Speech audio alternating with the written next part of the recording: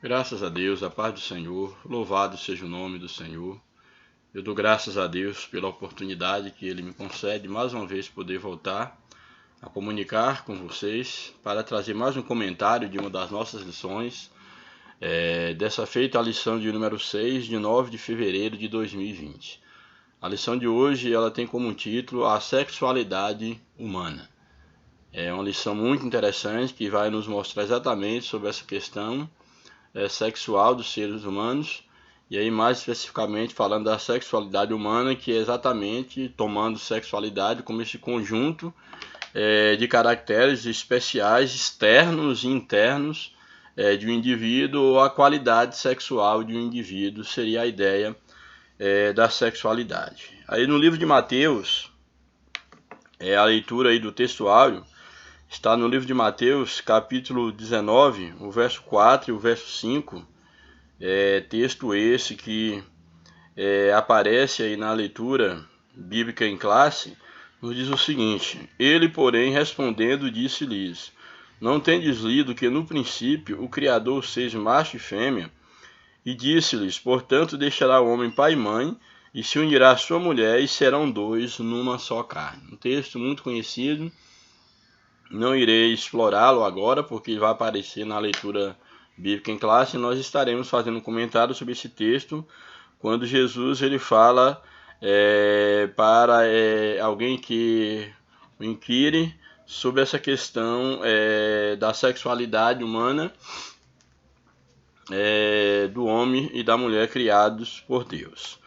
A verdade prática da lição nos apresenta: a sexualidade humana tem por objetivo a união do homem e da mulher no casamento, a reprodução da espécie e a glorificação do Deus Criador. Então aqui nós vemos que nesse texto mostra aqui que a sexualidade como sendo algo maior, como envolvendo dentro da sexualidade, ela tem por objetivo a união do homem e da mulher, o ato de unir um homem com a mulher, isso já faz parte também da sexualidade humana. Essa união ela se dá por meio do casamento, e o casamento com a finalidade de reprodução da espécie, que é a finalidade principal. Também há a questão da interação entre o casal, e também, não menos importante, que a glorificação do Criador através da sexualidade. São alguns itens que se deve observar. Aí na leitura bíblica em classe nós temos o seguinte: Mateus capítulo 19, o verso de número 1 até o verso de número 12. Aí o primeiro verso aí do capítulo 19 nos apresenta: E aconteceu que, concluindo Jesus esse discurso, saiu da Galiléia e dirigiu-se aos confins da Judéia, além do Jordão. E seguiram-no muitas gentes e curou-as ali. Que nos mostra Jesus depois de uma longa caminhada ministerial, ele mudando, se deslocando de uma região para outra, e que as multidões, como sempre, o seguia, muita gente o procurava. E aí o verso 3 nos apresenta: Então chegaram ao pé dele os fariseus, que era um grupo de religiosos, intelectuais, pessoas que tinham um certo conhecimento e defensores da lei. E este grupo, então, ele sempre, juntamente com os saduceus em menor número, mas os fariseus eram um grupo que sempre acompanhou Jesus para tentar pegá-lo em alguma falha, para tentar desmerecê-lo. E é exatamente o que o texto nos apresenta, que chegaram ao pé dele os fariseus tentando e dizendo-lhe: é lícito ao homem repudiar sua mulher por qualquer motivo? Então eles chegam para Jesus, diante do que Jesus estava pregando, do discurso que Jesus pregava, eles iam testar Jesus, colocando diante dele exatamente um tema tão desafiador quanto esse: se era lícito ou não ao homem repudiar a sua mulher por qualquer motivo, ou seja, separar da sua mulher. E aí no verso 4, temos então aí a resposta de Jesus. E ele, porém, respondendo, disse-lhes: Não tendes lido que no princípio o Criador fez macho e fêmea? Macho e fêmea, e disse: Portanto, deixai o homem pai e mãe, e se unirá à sua mulher, e serão dois numa só carne. Interessante que quando diante da pergunta aqui dos fariseus, se é lícito repudiar a mulher ou não, Jesus ele traz à mente daqueles que eu ouvia a história quando da criação do homem e da mulher, mostrando dentro desse aspecto da criação que Deus estabelece então a união conjugal, deixando o homem pai e mãe, unindo a sua esposa, e que através dessa união seriam os dois uma só carne, mostrando também algo interessante quanto à sexualidade, que no princípio Deus havia criado macho e fêmea. Isso aqui é muito interessante porque o texto ele deixa bem claro que a criação do gênero humano, dividindo-se aí em macho e fêmea, é uma criação divina. Foi Deus quem criou assim, criou o macho, criou a fêmea. Depois de criá-los, apresentou um ao outro e dá a ordem que eles deveriam deixar pai e mãe, isso já na sua geração futura, unir-se a sua mulher e os dois se tornariam uma só carne. Nós já vimos no outro contexto que a ideia de tornar-se uma carne fala exatamente da união sexual entre o homem e a mulher. Porém, é interessante nós observarmos que quando o homem ele se une através do matrimônio, através aqui do casamento, do sexo, da sua sexualidade, que o lugar ideal para isso é dentro do casamento, nós temos ali então a junção de dois numa só carne. Daí a ideia da dificuldade de poder separar após a união, após o casamento e a própria união sexual, uma vez que ela conota também uma união de alma. E aí no verso de número 6, ele prossegue o seguinte dizendo: assim não são mais dois, mas uma só carne, quando o homem deixa pai e mãe e une-se à sua mulher. E aí no final desse verso 6 ele diz o seguinte: portanto, o que Deus ajuntou não separe o homem. Então, ou seja, Deus criou o homem para a mulher, Deus criou a mulher para o homem, Deus institui o casamento, e a ideia aqui de casar-se é exatamente a ideia de tornar-se uma carne. E é interessante observar que o texto diz que o que Deus ajuntou não separa o homem. Ou seja, quando o homem e a mulher tomam a atitude de unir-se em matrimônio, de relacionar-se sexualmente, através da bênção divina no casamento, o texto deixa bem claro que ali também não é apenas uma mera união física, mas ali é uma aprovação divina, porque Deus está unindo, e uma vez que Deus uniu, o homem não deveria separar. Então essa é a resposta que Jesus dá aos fariseus que perguntam se o homem pode repudiar a sua mulher por qualquer motivo. Ele vai dizer exatamente que é Deus quem une o homem e a mulher, une através da sua sexualidade, e uma vez unido no casamento, unido no matrimônio, unidos nessa aliança de corpo e de alma, que não se deve separar, porque é Deus quem faz esta união. Aí o verso 7 nos diz o seguinte: disse-lhe eles, no caso aqui os fariseus dizendo a Jesus: então, por que mandou Moisés dar-lhe carta de divórcio e repudiá-la? Muito interessante isso aqui. Primeira observação que nós temos nesse texto aqui é que lembrar quem era Moisés, o grande legislador, um homem que recebeu da parte de Deus a lei, foi dada por intermédio de Moisés. Moisés era um representante de Deus na terra, portanto não era uma figura qualquer. E agora os fariseus, eles diante daquilo que foi estabelecido na lei de Moisés, quanto ao repúdio, a carta de repúdio, não necessariamente o divórcio, como nós entendemos, mas quanto à carta de repúdio, que dentro de uma leitura posterior, e no caso aí no Novo Testamento, alguns textos já traz, fazendo essa ponte entre o divórcio, que em certa medida está relacionado. Então o que nós temos é o seguinte, que eles fazem então, tentam colocar na boca de Moisés aquilo que Moisés não falou. Quando ele diz o seguinte: disseram-lhe eles, então por que mandou Moisés dar-lhes cartas de divórcio e repudiá-la? Na verdade, Moisés não mandou, Moisés não determinou que deveria dar carta de divórcio. Pelo contrário. O que Moisés ele acabou, vamos dizer assim, permitindo por uma permissão divina, sendo redundante, era exatamente a possibilidade de que a mulher ela fosse resguardada, no sentido de quando o homem a abandonasse, que desse a ele um escrito de repúdio, para que ela pudesse, ela estivesse livre da lei em relação àquele homem. Mas não que Moisés estabeleceu que o homem deveria, ele não mandou fazer isso. Deus permitiu, no caso aí a carta de repúdio, exatamente por um motivo, porque o homem tinha um coração ruim. Dentro daquele contexto, quando ele diz aqui, dar-lhe, primeiro eles fazem a pergunta a Jesus se poderia separar por qualquer motivo, já mostrando qualquer coisa, como era no caso o homem no passado, por ter um coração duro e não levar a sério a união conjugal, eles separavam da mulher por qualquer besteira.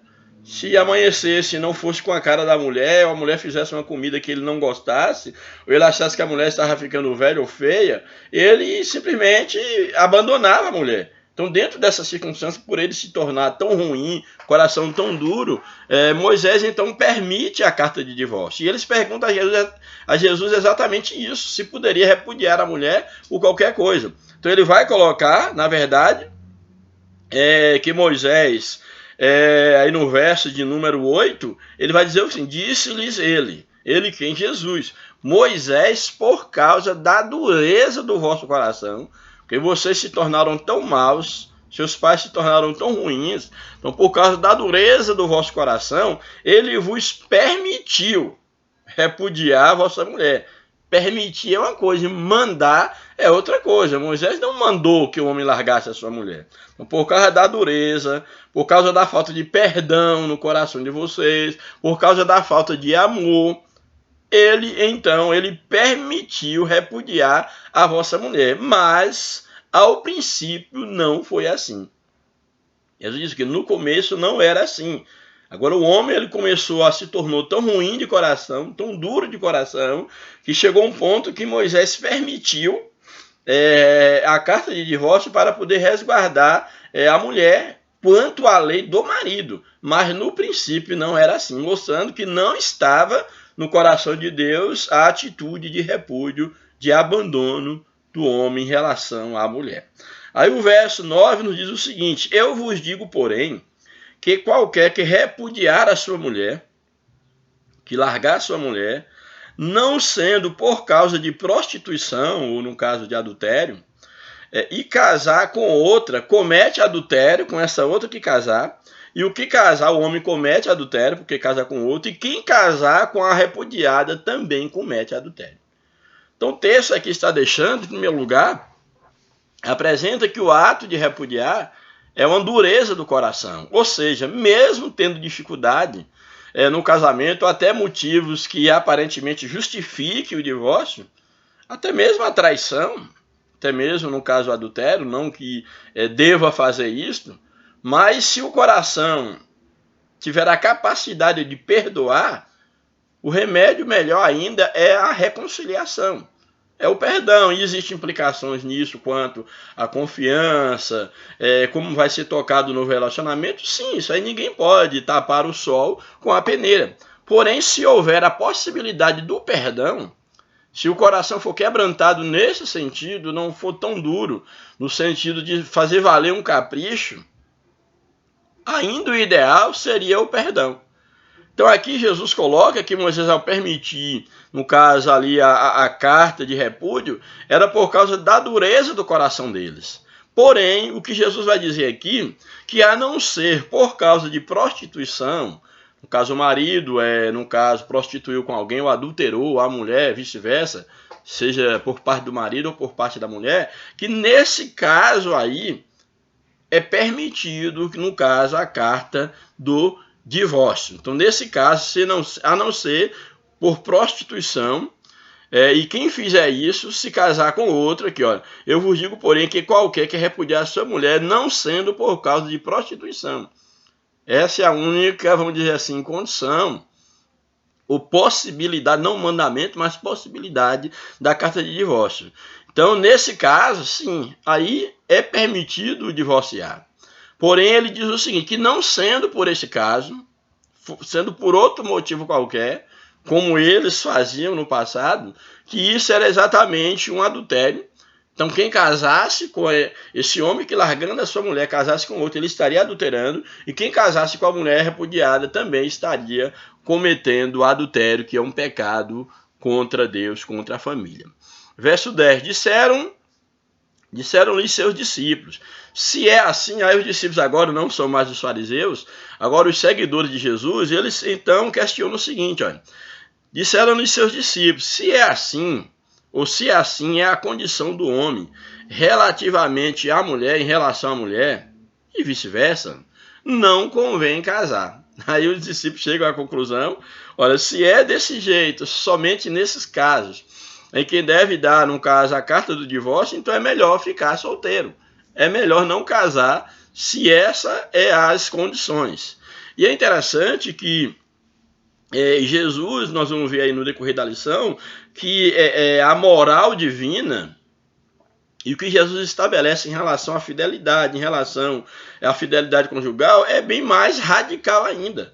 Não é apenas a questão do adultério, propriamente dito. Jesus mostra, inclusive, que aquele que olhar para uma mulher, ou vice-versa, ou para um homem com desejos impuros no coração, já pecou contra Deus, já adulterou, já cometeu pecado contra Deus. Então, diante do que Jesus falou, em relação à situação do divorciado, em relação a Deus, em relação à questão do pecado, aí os discípulos, então, eles vão e perguntam, então não convém, se é assim, em relação à mulher, então é melhor que não se case, não convém casar. Aí verso 11, ele porém lhes disse, nem todos podem receber esta palavra, mas só aqueles a quem foi concedido. Eu digo, olha, nem todos estão preparados para receber essa palavra.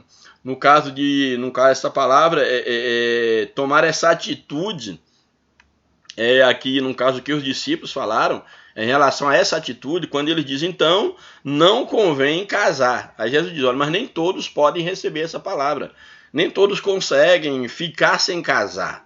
Então é nesse sentido que Jesus está dizendo aí no verso 11, ele porém lhes disse, nem todos podem receber esta palavra, mas somente aqueles a quem foi concedido essa capacidade de permanecer solteiro.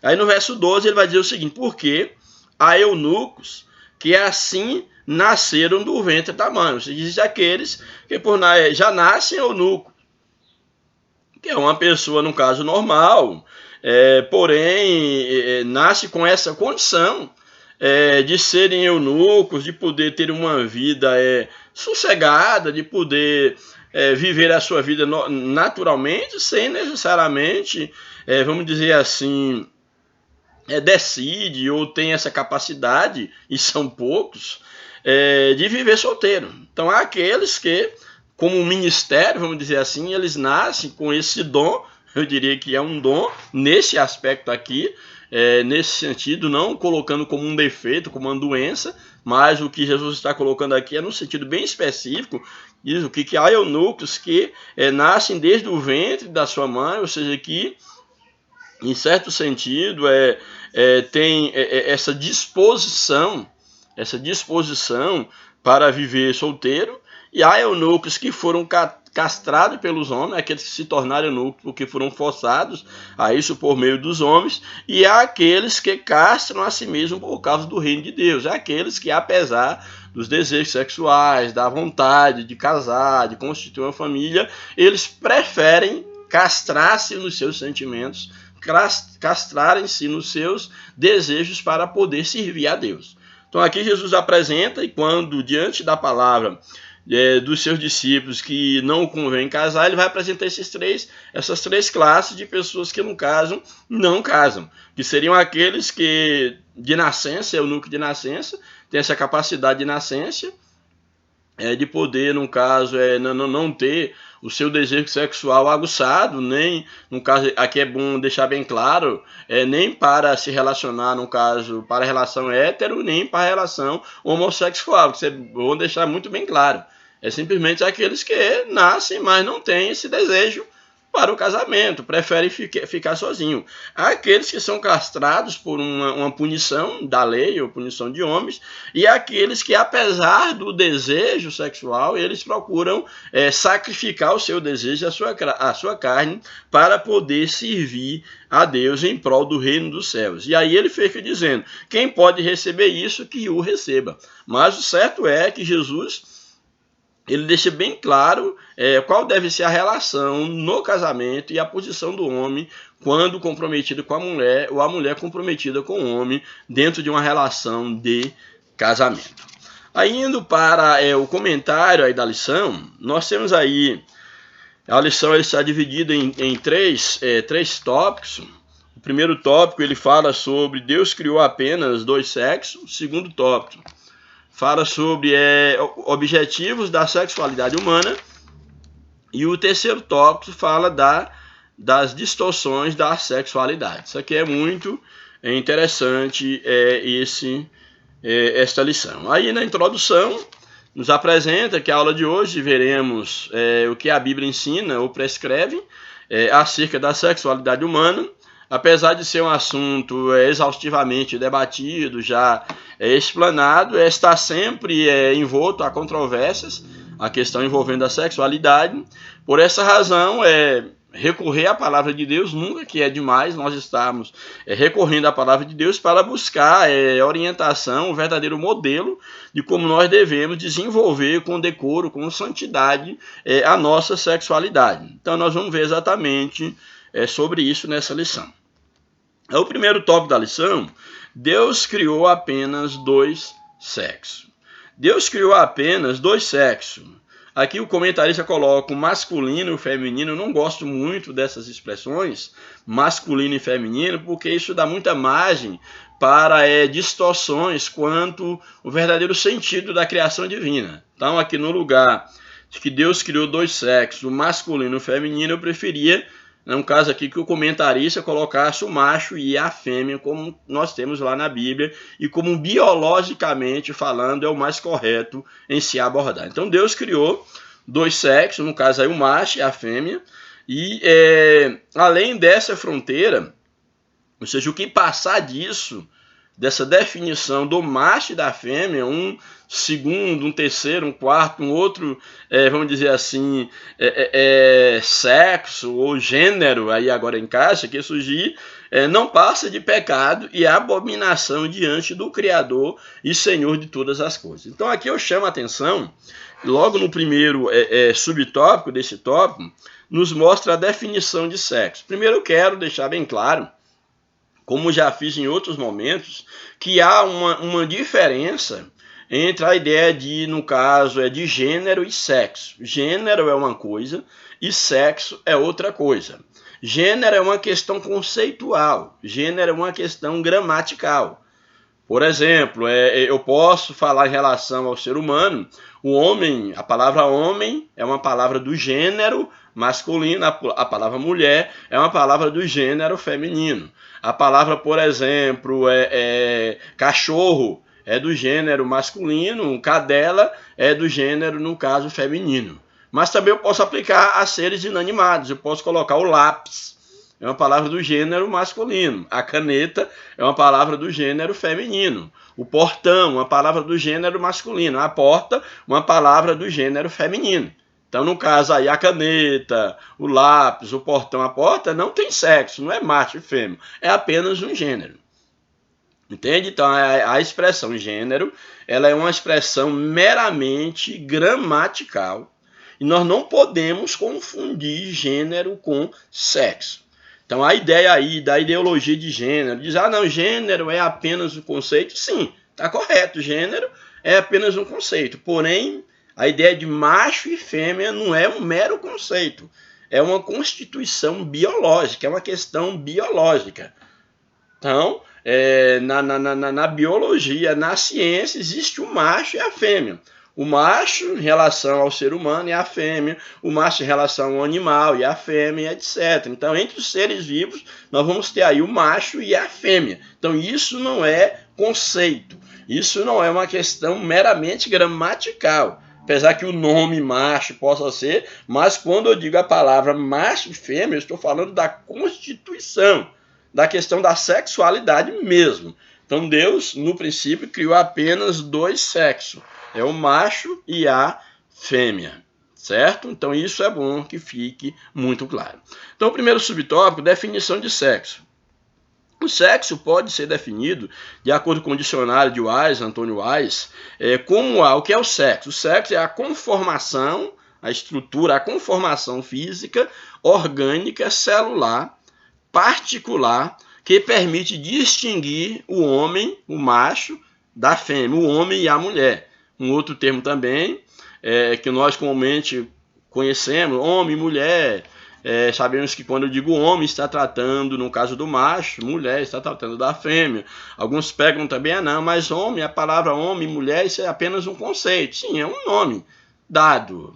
Como um todo, nós somos seres de conceito.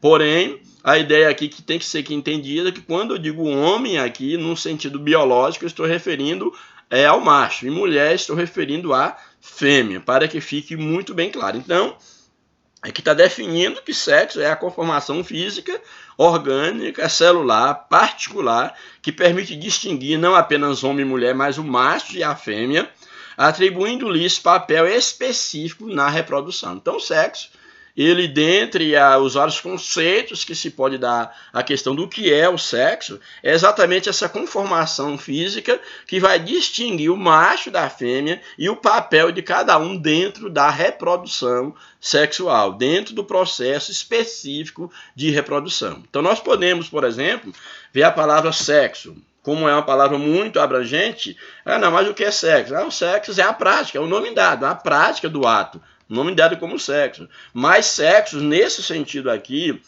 mais biológico, é a identidade de cada indivíduo, a identidade do macho, a identidade da fêmea, e a sexualidade é o conjunto que envolve tanto as características internas do macho quanto do macho e da fêmea, claro, tanto as internas quanto as externas, e o próprio ato de relacionar-se com o parceiro, com o outro. Isso é um processo de desenvolvimento da sexualidade. Mas o sexo em si, de cada ser, de cada, vamos dizer assim, ser criado, é aquilo que caracteriza cada ser dentro da espécie, no caso o macho e a fêmea. Então o ser humano, ele é identificado por seu sexo logo ao nascer.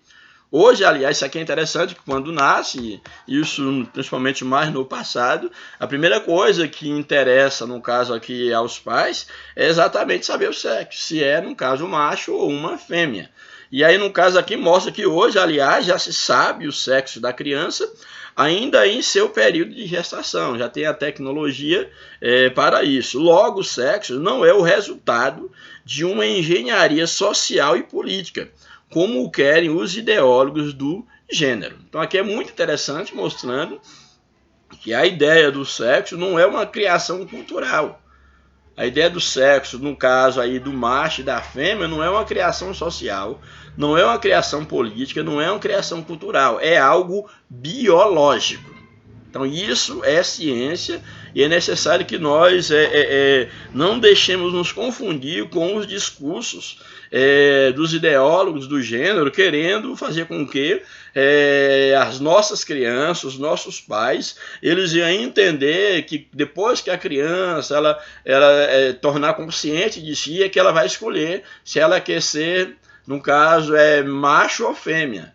Eles, é claro, usam o discurso ser homem ou mulher, porque é uma palavra, um conceito, ser macho, no caso, ser masculino ou feminino, porém a ideia de ser, no caso, uma fêmea ou ser um macho, isso não é uma questão de escolha.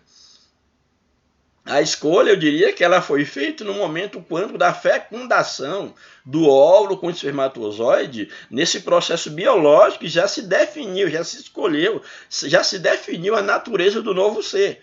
Que nascendo uma vez fêmea, será fêmea. Nascendo macho, será macho, a não ser que tenha algum problema, no caso, aí, patológico, de algum defeito, quanto, no caso, a um sexo defeituoso. Mas no sentido normal, natural, essa é a definição comum. nasce-se macho ou nasce-se fêmea. Então, ou se nasce homem, no caso macho, ou no caso masculino como alguém queira, ou se nasce homem, ou se nasce mulher. É isso que nos mostra a Bíblia Sagrada. É interessante nós observarmos que quanto à questão biológica, o homem, por exemplo, os seres humanos, ele é composto, o ser vivo, e mais falando aqui especificamente do homem e a mulher, homem no sentido genérico, por 23 pares de cromossomos, 23 pares, e esses 23 vezes 2, já que são pares, são 46 cromossomos, e dentre esses 46 cromossomos, nós temos o quê? Que, segundo pesquisa aqui por o site sobiologia.com.br, desses 46 cromossomos, genes, desses 46, nós temos o quê? Que 44 são autossomos. Então, 44, no caso, dos cromossomos, dos 46 cromossomos que há, no caso, no ser humano, nós temos o quê? Que 44 são autossomos. Então, no indivíduo, 44 cromossomos são autossomos. Esses 44 são exatamente esses autossomos, são os genes, os cromossomos somáticos, que são responsáveis exatamente por aqueles órgãos que são comuns tanto ao macho quanto à fêmea. No caso aqui, os autossomos. É responsável que esses genes, esses cromossomos, são responsáveis pela formação do fígado, do baço, do coração, dos rins, etc. Então, 44 dos 46 cromossomos, eles são autossomos responsáveis pelos órgãos comuns, tanto no macho quanto na fêmea. E aí sobra 2 cromossomos, que são, uma vez que 44 são autossomos, sobra 2, esses 2 são os heterossomos, ou os cromossomos sexuais. Para que servem esses cromossomos? São exatamente os cromossomos responsáveis pela formação do órgão reprodutor no macho e na fêmea. No caso, no macho, temos aí o órgão reprodutor, os testículos, e na fêmea, os ovários. São exatamente órgãos esses que são formados a partir dos heterossomos, desses 2 cromossomos heterossomos. Uma outra coisa também interessante é a representação genética científica, no caso dos heterossomos e dos cromossomos. Aqui nós temos que os heterossomos, eles são representados com a letra XY, na ciência, essa representação XY se refere aos heterossomos, ou seja, aos cromossomos sexuais, e a letra A se refere aos autossomos, que são 44.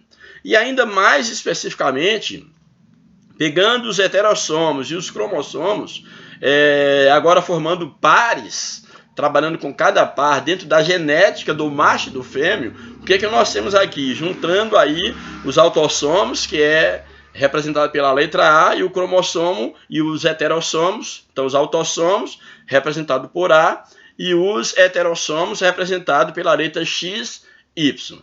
Como nós vamos ter aí, mais especificamente, se tratando do código genético do macho e da fêmea. No macho, nós teremos então 2A, no caso de autossomo, X de heterossomos e Y de heterossomos. Então, no macho, a sua constituição genética será o quê? 2AXY.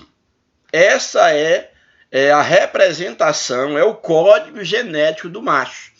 Então, o macho, o seu código genético é 2AXY. E qual o código genético da fêmea? É 2AXX. Então, mostra aqui uma diferença biológica, mostrando o quê? Que no macho, nós vamos ter o quê? 2 autossomos, que é os órgãos responsáveis pela formação do corpo. Na mulher também nós teremos 2 autossomos. Só que no macho, dos cromossomos heterossomos, nós teremos X, no caso aqui, o cromossomo heterossomo, X e também o Y. X e Y. Já aqui na mulher, nós teremos o quê? Além dos 2 cromossomos autossomos que tem no homem, os heterossomos da mulher serão apenas o quê? 2XX, ou seja, aí a duplicação do X, dessa informação genética. Então, na mulher, 2AXX. No homem, 2AXY.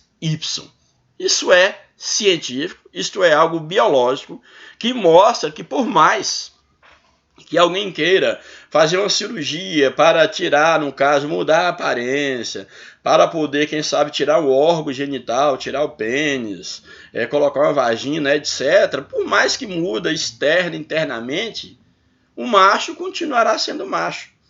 A fêmea continuará sendo fêmea, porque isso é uma questão biológica. Isso faz parte da constituição, da sexualidade, da natureza do indivíduo macho e do indivíduo fêmea. Isso não é uma construção política, isso não é uma construção social, ninguém pode mudar isso. Então essa é uma informação que eu julgo ser muito importante diante daquilo que Deus estabeleceu, diferenciando, exatamente definindo o sexo das suas criaturas, no caso, em se tratando aqui especificamente do homem e da mulher, o macho e a fêmea. Bem, então essa foi a definição de sexo. Aí vem o subtópico 2, Deus criou o sexo. Aqui já fala agora em relação à questão da atividade mesmo sexual. Os anjos, desde que foram criados, continuam com o número de seu contingente inalterável. Eles não se reproduzem sexualmente, foram chamados à existência de uma só vez. Aqui mostra uma diferença em relação dos anjos, em relação no caso, aos demais seres vivos, em especial aqui o homem, mostrando que os anjos, eles foram um exército dos céus, eles foram criados de uma só vez, eles não se reproduzem. Essa é uma grande diferença dos anjos em relação, no caso, aos seres humanos. Portanto, eles foram criados vamos dizer assim, em larga escala, porém eles não se reproduzem. Aí no livro dos Salmos, por exemplo, Salmos 33, Salmo de número 33, o verso de número 6, nos apresenta: pela palavra do Senhor foram feitos os céus e todo o exército deles. Quem é esse exército? O exército aqui fala dos anjos. Então, pela palavra de Deus, foram feitos os céus e todos os anjos. Todo o exército deles, pelo Espírito da sua boca. Então, mostrando exatamente que Deus fez todos os anjos, no caso, de uma só vez, não há possibilidade, vamos dizer assim, da reprodução dos anjos, uma vez que eles foram criados de uma só vez. Também ainda em referência a esse ato criativo único, Lucas capítulo 20, os versos 34 a 36, também nos fala sobre essa questão da criação dos anjos, ou da identidade dos anjos. Lucas são seres assexuados, seja sem sexo. Lucas capítulo 20, verso 34 a 36. Lucas 20, 34 até o verso de número 36. Vamos ver aqui o que nos diz esse texto. E respondendo, Jesus disse, antes aqui, nós temos aqui um debate de Jesus aqui, no caso, com os saduceus, porque eles não criam na ressurreição dos mortos, e eles queriam então aqui tentar a Jesus, e eles trazem aqui um contexto hipotético, mostrando a possibilidade, se porventura uma mulher ela viesse a casar com 7 irmãos, casando com um morresse, o outro morresse, e morresse os 7 irmãos, e finalmente aquela mulher morresse. E aí eles perguntam para Jesus que na eternidade, de quem seria, no caso, quem seria, qual seria o marido, no caso dessa mulher. Qual seria o seu marido, já que se houvesse ressurreição, se todos haveriam de ressuscitar, se ela tinha casado com 7 irmãos, de quem ela seria mulher? Aí Jesus vai exatamente dar essa resposta que nós temos aqui no capítulo, no versículo 34 aí do capítulo 20, que está o contexto dessa história. Mais especificamente, essa história começa no verso 27 até o verso de número 40, que Jesus fecha o seu discurso. Então aí no verso 34, Jesus diz o seguinte: e respondendo Jesus, disse-lhes, os filhos deste mundo casam-se e dão-se em casamento. Quem são os filhos deste mundo? São os homens, aquilo que acontece dentro da raça humana. Se casam e dão em casamento. Aí no verso 35, mas os que forem havidos por digno de alcançar o mundo vindouro, já aqueles que chegarem, que alcançarem a vida eterna, aqueles que forem dignos de alcançar o mundo vindouro e a ressurreição dos mortos, no caso para viverem, no caso para sempre. Então, olha o que diz o texto: mas os que forem havidos por dignos de alcançar o mundo vindouro e a ressurreição dos mortos, nem hão de casar, nem ser dados em casamento. Por que não hão de casar e não serão dados em casamento aqui dentro dessa questão aqui escatológica que Jesus está colocando? Ele está falando aqui dos santos. Ele diz o seguinte: porque já não podem mais morrer, estão num estado permanente, pois são iguais aos anjos e são filhos de Deus. Então fala aqui, aqueles que forem transformados, que na ressurreição receberam um corpo glorioso para herdar a vida eterna com Deus, eles serão iguais aos anjos. Quando fala iguais aos anjos, é interessante, antes ele diz o seguinte, que não se hão de casar e nem se dá em casamento, porque, pois eles são igual aos anjos e são filhos de Deus, sendo filhos da ressurreição. Ou seja, mostrando que os anjos, uma vez que o texto anterior, o contexto diz que não poderão casar nem se dar casamento, porque eles serão igual aos anjos, mostrando exatamente que o anjo ele não se casa e ele não se dá em casamento. Então essa é a definição, é o que Jesus coloca em relação aqui à constituição dos anjos quando Deus os criou.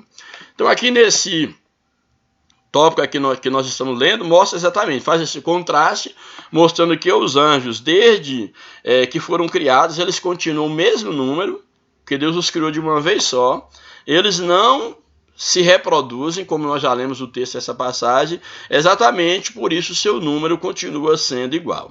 Logo, através de um só casal, aí agora contrapondo em relação à questão do homem, diferenciando do homem, no entanto, o ser humano propaga-se através da junção sexual. Diferente do ser humano, diferente dos anjos, o ser humano, como está lá no livro de Gênesis, capítulo 4, texto muito conhecido de todos, nós vamos ter lá no capítulo 4 de Gênesis, versículo 1, quando nos diz exatamente assim: e conheceu Adão a Eva, sua mulher, e ela concebeu, e teve a Caim, e disse: alcancei do Senhor um varão. Deus já havia dado a ordem que eles unissem, multiplicassem e enchessem a terra. Então aqui, diferente dos anjos, nós temos que logo, em seguida, assim que o ser humano foi criado, ele recebeu, através de uma ordem divina, ele recebe a ordem para poder juntar-se e reproduzir e encher a terra. Então nós vimos aqui essa junção sexual entre homem e mulher, para poder procriar e propagar a espécie humana. Logo, através de um só casal, Adão e Eva, vieram a existir todas as nações, línguas e povos que hoje conhecemos. Então, tudo que existe foi resultado dessa união sexual do primeiro casal.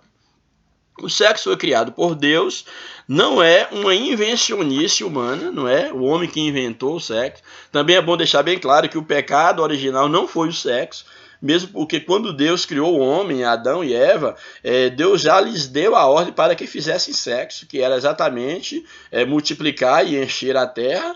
Trouxe a mulher ao homem, o tornou um só corpo e deu a ordem para multiplicar e encher a terra. E o pecado, a queda, a proibição, no caso que não tomasse do fruto do conhecimento do bem e do mal, isso foi acontecer depois, no caso o ato de desobedecer a ordem divina foi bem depois de quando o homem já tinha uma vida sexual ativa com sua mulher, com a sua esposa. Então o sexo foi criado por Deus, não é invencionice humana. Quando desfrutado de acordo com as ordenanças divinas, o sexo torna-se uma fonte de bênção ao esposo e à esposa. É uma bênção que Deus deu ao casal. Aí o subtópico 3 os dois sexos. Ao criar o ser humano, o Senhor os fez macho e fêmea, como nós já vimos lá no livro de Gênesis, por exemplo. Gênesis capítulo de número 1, verso 26 e 27. Gênesis 1, verso 26 e verso 27 diz o seguinte: E disse Deus, façamos o homem à nossa imagem, conforme a nossa semelhança, e domine sobre os peixes do mar, e sobre as aves dos céus, e sobre o gado, e sobre a terra, e sobre todo o réptil que se move na terra. E criou Deus o homem, aqui no caso, quando fala homem, é no sentido genérico, o gênero, a espécie humana, e criou Deus o homem à sua imagem, a imagem de Deus os criou. Agora, especificando como eles foram feitos, macho e fêmea os criou. Que texto maravilhoso aí em Gênesis 1, verso 27. Então Deus os criou macho e fêmeas, dois sexos Deus havia criado. Por conseguinte, há somente dois sexos. No caso, aqui a lição insiste em falar o masculino e o feminino, mas há só dois sexos. O macho e a fêmea. Ainda que alguém exteriormente transmude-se, aí os trans, não é isso? Transmude, jamais perderá a essência do sexo com quem nasceu. O homossexualismo, a homossexualidade e outras práticas igualmente antibíblicas jamais conseguirão mudar o que Deus criou.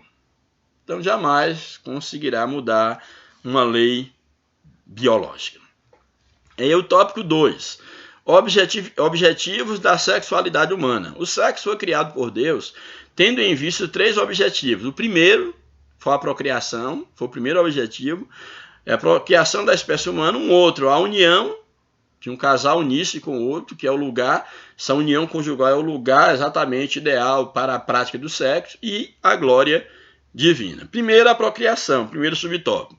Como já dissemos, só existe um meio de a espécie humana propagar-se, que é através da união sexual entre homem ou entre o macho e a fêmea, que seria o termo mais ideal. Daí que o homossexualismo é uma prática antibíblica, uma prática que vai de encontro aos princípios da palavra de Deus. Por quê? Porque se toda a sociedade ela entrasse pelo caminho da homossexualidade, do homossexualismo, a raça humana estaria em risco. Homem com homem não reproduz, mulher com mulher não reproduz. É algo totalmente antinatureza, não só antibíblico, é anticiência, antinatureza. Daí a Bíblia condenar veemente a união entre pessoas de dois sexos. É algo condenável à luz da palavra de Deus. Assim, casamentos serão consumados e seres humanos continuarão a nascer até a consumação dos séculos. Então, aí exatamente, cumprindo esse objetivo da procriação. Todavia, chegará o momento em que a humanidade não mais necessitará procriar-se. Tanto os que forem para o céu, como os que forem para o lago de fogo, que receberão um corpo agora imortal, já não haverá mais a ideia da procriação. Então, tanto os que forem para o céu, como para o lago de fogo, não mais propagarão a espécie, estarão findada a nossa atividade sexual. Então, na eternidade, finda-se. Ao morrer esse corpo, ao ressuscitar no novo corpo, seja para glória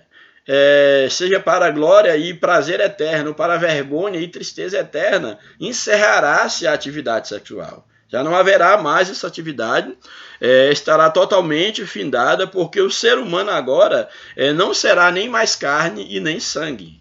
Da carne e do sangue é exatamente a ideia da sexualidade, da relação sexual.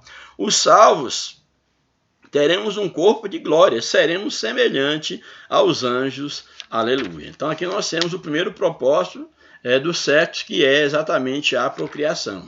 O outro propósito do sexo é a união conjugal, é a questão da interação do homem com a mulher, que é através do casamento. Então Deus criou o sexo para a reprodução e criou o sexo para que homem e mulher pudessem se interagir, tornando os dois nessa união uma só carne. O sexo foi criado por Deus para ser desfrutado no contexto da vida matrimonial. É uma bênção para o casal. Dentro do casamento é uma fonte de bênção, uma fonte de prazer, de alegria, de interação, mas mostrando o lugar ideal para a atividade. O que Deus propôs do início foi exatamente essa união, esse casamento, essa família, essa união conjugal, que é claro, em cada cultura ela será estabelecida de uma forma. A gente não pode ser ignorante no sentido de pensar que o casamento ele é único em todas as culturas, é estabelecido da mesma forma, não.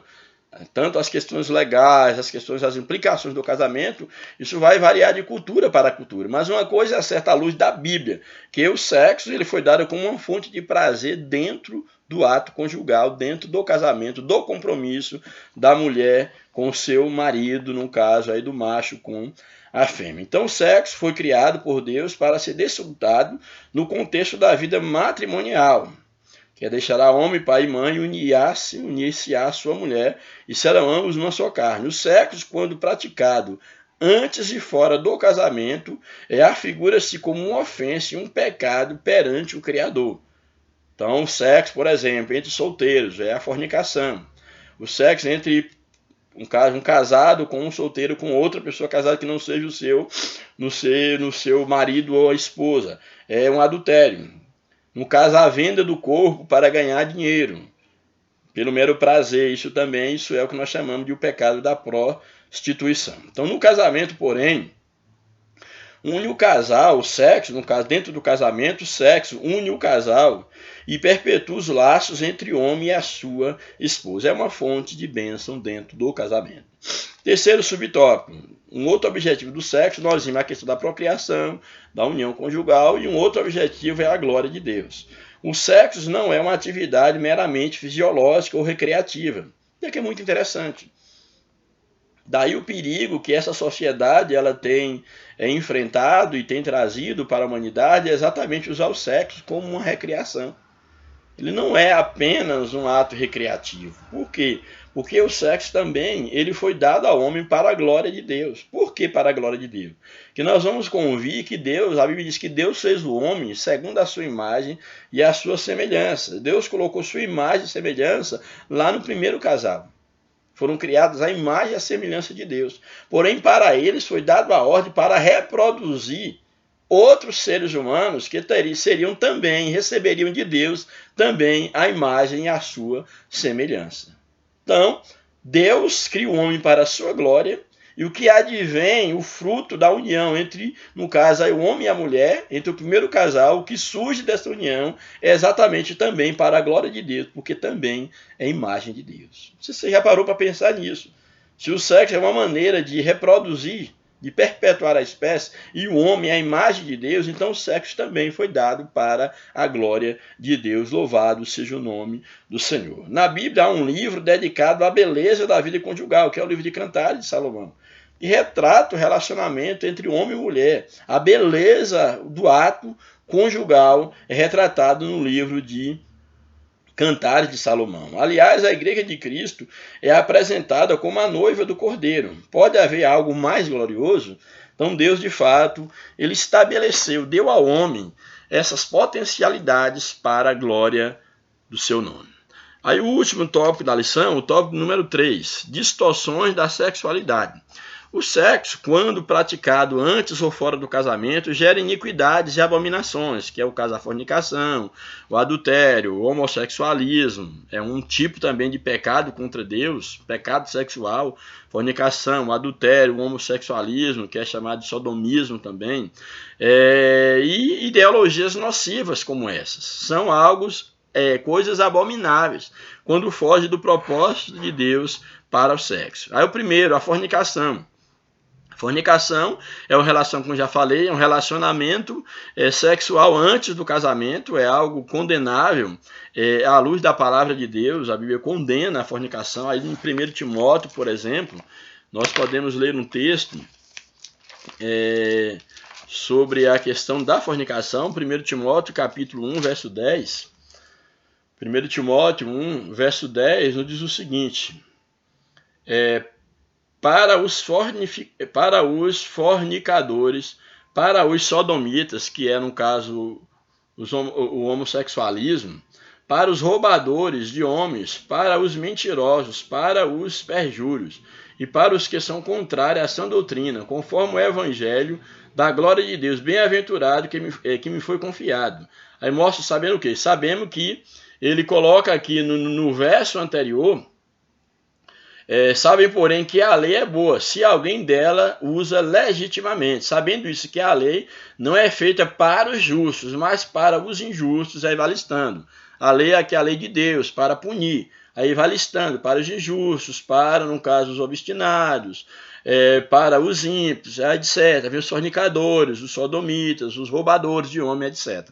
Então a punição é exatamente para esse tipo de pecado. E aqui Deus ou para o pecado de um modo geral. Então mostra o texto aqui, levando exatamente ao perigo da relação sexual, no caso, fora do casamento, logo quando um casal de namorados ou de noivos pratica o sexo, tanto o rapaz quanto a noiva pecam contra o Senhor, porque está cometendo o pecado da fornicação, que é um pecado que a Bíblia condena, e é necessário que nós estejamos atentos para o que a Bíblia nos ordena, se quisermos viver uma vida diante de Deus, uma vida que venha glorificar a Deus, uma vida que venha de fato exaltar a Deus através da nossa conduta, através da nossa sexualidade. Isso aqui é muito interessante. Também aí no livro de Efésios 5, verso 5, nos diz o seguinte, Efésios 5, 5.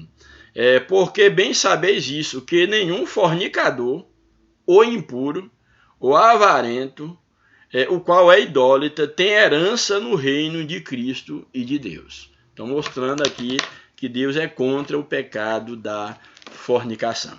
Também uma outra distorção da sexualidade, a primeira é a fornicação, a outra é a ideia do adultério.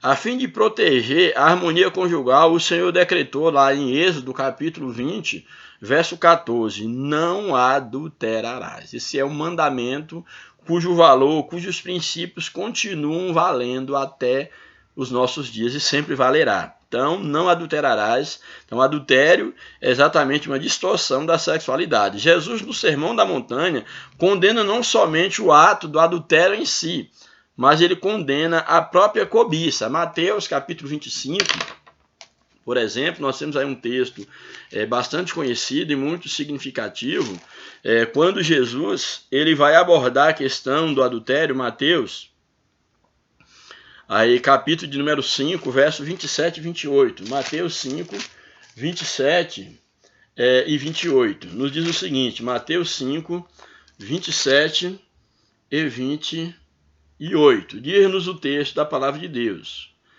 Ouviste que foi dito aos antigos, não cometerás adultério, como está lá em Êxodo 20. Aí, isso Jesus retomando o que foi o mandamento. Ouviste o que foi dito aos antigos, não cometerás adultério. Verso 28, Jesus diz, olha o que nos diz aí o verso 28, um texto bastante maravilhoso. Diz o seguinte, eu, porém, Jesus, vos digo que qualquer que atentar numa mulher para a cobiçar, já em seu coração cometeu adultério com ela. Então, olha que interessante. Jesus ele retoma aqui para poder condenar a prática do adultério, mostrando que, olha, foi dito, não adulterarás. Porém, eu vos digo que qualquer que olhar para a mulher e no seu coração intentar cobiçá-la, já comete adultério. Mas isso não só em relação ao homem.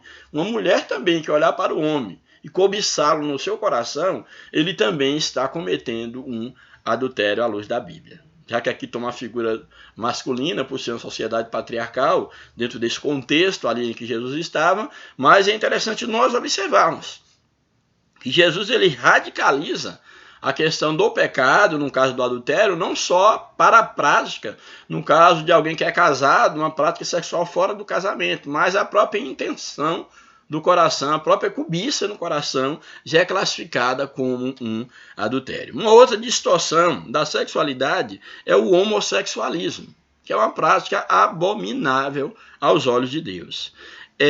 O que é o homossexualismo? Todos já sabemos, é o relacionamento sexual de pessoas do mesmo sexo, um homossexualismo masculino, um homem com homem, e o feminino, mulher com mulher, o lesbianismo. Então isso é algo condenável à luz da Bíblia. Na Bíblia Sagrada é conhecido como o pecado de Sodoma e Gomorra, a sodomia. Está lá em Deuteronômio 23, 18, 1 Coríntios 6, 9 a 10, 1 Timóteo 1, 10. Por exemplo, em Deuteronômio e a lei, ele tratava, no caso, o pecado, no caso do homossexualismo na lei.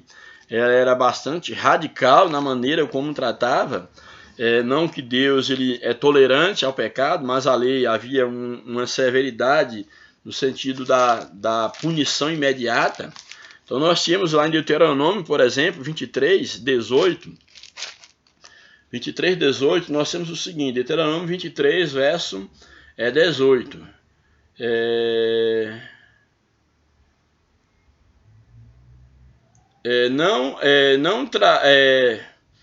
Não trarás salário nem peso à casa do Senhor teu Deus, em qualquer voto, porque ambos esses são igualmente abominação ao teu Deus. E aí no contexto mais específico do que nós queremos, já que aqui é um contexto bem maior, nós vamos ver aí 1 Coríntios, que é um contexto mais específico, já que aqui no livro de Deuteronômio a gente tem um contexto bem mais extenso, e dentro do que nós estabelecemos aqui, para sermos mais precisos, vamos para o texto de 1 Coríntios 6, 1 Coríntios capítulo 6, vamos ver aqui, 1 Coríntios 6, versos 9 e 10, 1 Coríntios 6, verso de número 9 e 10, nos diz o seguinte, 1 Coríntios 6, verso 9, não sabeis que os injustos não hão de herdar o reino de Deus? Aí verso 10, olha o verso 10, o que nos diz, não erreis, nem os devassos, nem os idólatras, nem os adúlteros, nem os efeminados, que aqui se refere à questão do homossexualismo, nem os sodomitas, que também se refere ao homossexualismo, nem os ladrões, nem os avarentos, nem os bêbados, nem os maldizentes, nem os roubadores herdarão o reino de Deus. É interessante aqui nós observarmos, e aí eu quero chamar a atenção de você, que a ideia do que Deus coloca aqui não é que Deus ele faz acepção de pessoa no sentido de querer mostrar que essas pessoas elas não têm um valor para Deus. O que Deus está condenando aqui, o que a Bíblia condena é a prática. Isso aqui é bom deixar muito claro, que o que Deus está condenando é a prática pecaminosa do homossexualismo. Essa prática ela sempre foi condenada por Deus. Na Antiga Aliança, inclusive, há textos que eles chegam a ser bastante até duros para, no caso, o nosso entendimento, já que se tratava de um contexto de lei. Tem texto que chega a ser até duro, a maneira como é tratado, exatamente porque é algo que Deus condena. É algo condenável aos olhos de Deus, então nós vamos ver que é algo, no caso, que o Senhor vai estar instruindo o seu povo, porque vai de encontro àquilo que Deus determinou exatamente para o casamento, para a formação da família. Então é algo interessante nós observarmos, exatamente porque Deus ele nos dá, no caso, a orientação para que nós possamos servi-lo, para que nós possamos, no caso, adorá-lo, exatamente da maneira como ele, no caso, quer que nós o servamos.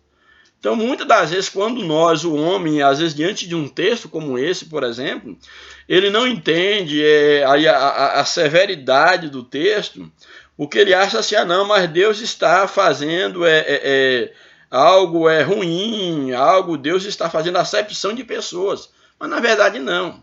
É porque Deus criou o ser humano, ele criou com um propósito. Ele criou o homem e a mulher, ele criou com um objetivo. E esse objetivo é exatamente a glorificação do seu nome.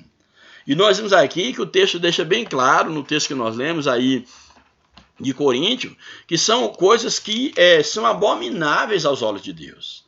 E se nós quisermos de fato procurar viver uma vida para Deus, uma vida que venha glorificá-lo, uma vida que venha testemunhar que de fato nós estamos cumprindo o propósito para o qual Deus nos criou, é necessário que nós entendamos que também a sexualidade há um propósito divino para a sexualidade. Aí ainda no livro de um outro texto, o livro de 1 Timóteo, capítulo de número 1 Timóteo, capítulo de número 1, verso de número 10. 1 Timóteo 1:10. Nos diz o seguinte, 1 Timóteo 1 e o verso 10. É exatamente aquilo que nós lemos anteriormente. Sabendo, porém, que a lei é boa, se alguém dela usa legitimamente. Sabendo isso, que a lei não é feita para os justos, mas para os injustos. E aí começa a relatar, no caso, os injustos e os pecados que são condenados pela lei. E aí, dentre eles, é elencado no verso 10, os fornicadores e os sodomitas, mostrando mais uma vez a abominação exatamente que é a ideia do homossexualismo. Interessante que lá no livro de Deuteronômio, aqui não tem a referência, mas Deuteronômio, por exemplo, ele nos apresenta que naquele contexto, é claro, não é que isso tenha que acontecer no presente, mas naquele contexto cultural, ainda tem algumas culturas que praticam isso, mas nós já vivemos no tempo da graça. Naquele contexto cultural da lei, no caso, o pecado do homossexualismo era punido severamente. Punido severamente mesmo. Mas Jesus veio exatamente para poder restaurar a natureza humana. Jesus veio para dar ao homem a possibilidade de livrar-se desse pecado. Porque pela lei, nenhum homem podia ser salvo. Pela lei não tinha misericórdia, era punido com a morte. E nós sabemos que infelizmente há países que ainda fazem isso porque não conhecem a graça de Deus. Então, diferente de achar que Jesus ele veio fazer separação, acepção de pessoas, que ele não é, pelo contrário. Nós vemos que quando, no caso, pessoas adúlteras, em pecado, vinham a Jesus, Jesus não as condenava, mas também Jesus mostrava para elas o que elas deveriam fazer para não pecar mais. Jesus as orientava para que elas tivessem encontro com Deus. A mulher adúltera veio a Jesus, alguém queria apedrejá-la. Jesus, no caso, lançou ao rosto daqueles homens seus pecados, eles não a apedrejaram. E Jesus disse também, olha, eu também não te condeno, agora vais e não peques mais. Então nós temos aqui à luz da Bíblia exatamente o que é a fornicação, uma distorção da sexualidade, o adultério, o homossexualismo, e aí, por fim, a ideologia de gênero que nós já falamos. A chamada ideologia de gênero é mais uma tralha inventada pelos inimigos da família cristã, alegando que o sexo é uma construção social. Tal ensino instiga os pais e educador, ou a educar os filhos, melhor dizendo, de maneira neutra, deixando os meninos e as meninas a escolher o seu sexo, no caso, de acordo com, o apelo social. Então, deixando aí a escolha do sexo social ou ideologicamente. A Bíblia, porém, é taxativa quanto a tal pensamento. A Bíblia condena. É necessário que nós entendamos que, de fato, o que a Bíblia coloca é que Deus fez macho e fêmea e uniu isso através do casamento.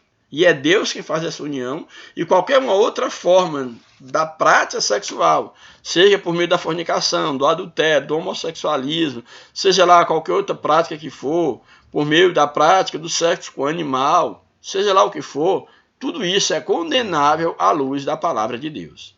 Então eu espero que minimamente nós tenhamos algumas informações que venham nos orientar sobre aquilo que Deus estabeleceu para a família. Deus estabeleceu o sexo dentro da família, é uma bênção divina. E é necessário que nós tenhamos cuidado para que nós não venhamos a distorcer algo tão belo, tão maravilhoso que é a questão da sexualidade. Aí na conclusão da lição nos apresenta, apesar do ser humano ser dotado de sexo, foi este criado para louvor e exaltação de Deus, através de uma vida santa e pura. Que jamais esqueçamos de que o nosso corpo é o templo do Espírito Santo. Não somos um mero fenômeno fisiológico. Somos imagem e semelhança de Deus.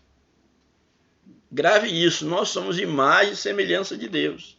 E através da união sexual nós reproduzimos a imagem de Deus, que é exatamente um novo ser que nasce a partir dessa relação.